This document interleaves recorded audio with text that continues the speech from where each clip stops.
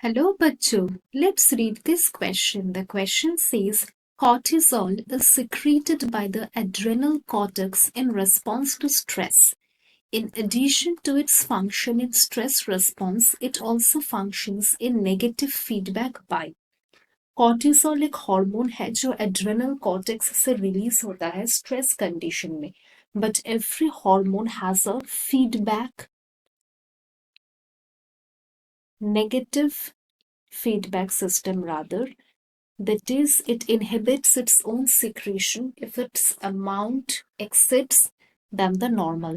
अगर बहुत ज़्यादा अमाउंट हो गया तो हार्मोन खुद ही अपने आप को इनहिबिट करता है, उसे कहते हैं negative feedback system. Cortisol is a stress hormone produced by adrenal cortex. It helps to combat stress and danger situation. Its immediate functions are it increases blood glucose. It increases glucose in the bloodstream, or it increases blood glucose so that more glucose can be utilized by the brain. Because stressful condition में brain को ज़्यादा glucose की ज़रूरत होती है. Besides its secretion by adrenal gland, there is also hypothalamic control over cortisol hormone. Hypothalamic control. Its release is controlled by hypothalamus. Its release is controlled by hypothalamus. Here in the diagram, you can see that different stressor, that is different stress stimuli, stimulates the release of CRH, corticotropin releasing hormone, from the hypothalamus, which in turn gives a positive effect to the adrenocorticotropin hormone ACTH from anterior pituitary, and this anterior pituitary stimulates adrenal cortex to release cortisol. पहले stress स्टिम्यूली hypothalamus को stimulate करता है ताकि वो CRH corticotropin releasing hormone release करे, और ये फिर स्टिम्युलेट करता है एंटीरियर पिट्यूटरी को ACTH रिलीज करने के लिए, और ये फिर एड्रेनल कॉर्टेक्स को स्टिम्युलेट करता है कॉर्टिसोल रिलीज के लिए. Then it is released into liver, fat, muscle and lymphocytes. Its release is controlled by ACTH from anterior pituitary, which is in turn stimulated by CRH from hypothalamus. But if its level become too high, then it can cause Cushing syndrome. अगर इसका level बहुत बढ़ जाता है तब Cushing syndrome होता है.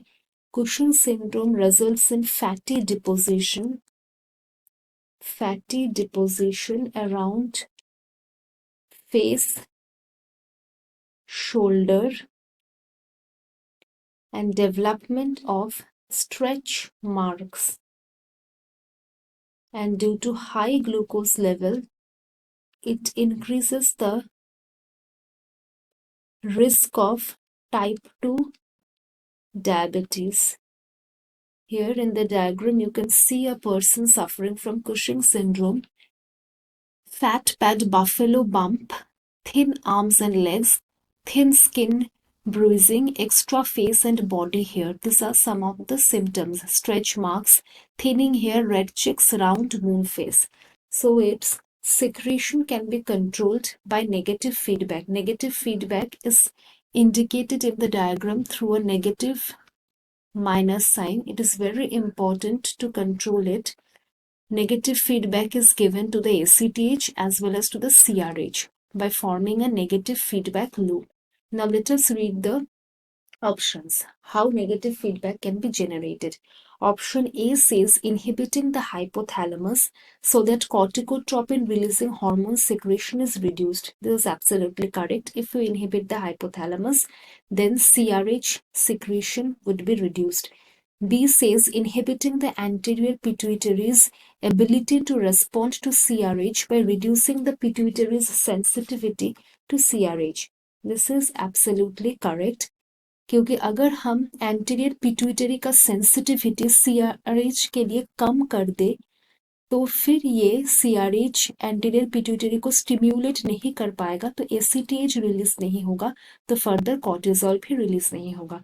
So our correct option is option C. Both A and B are correct. I hope you understood it well. Good luck. Thank you.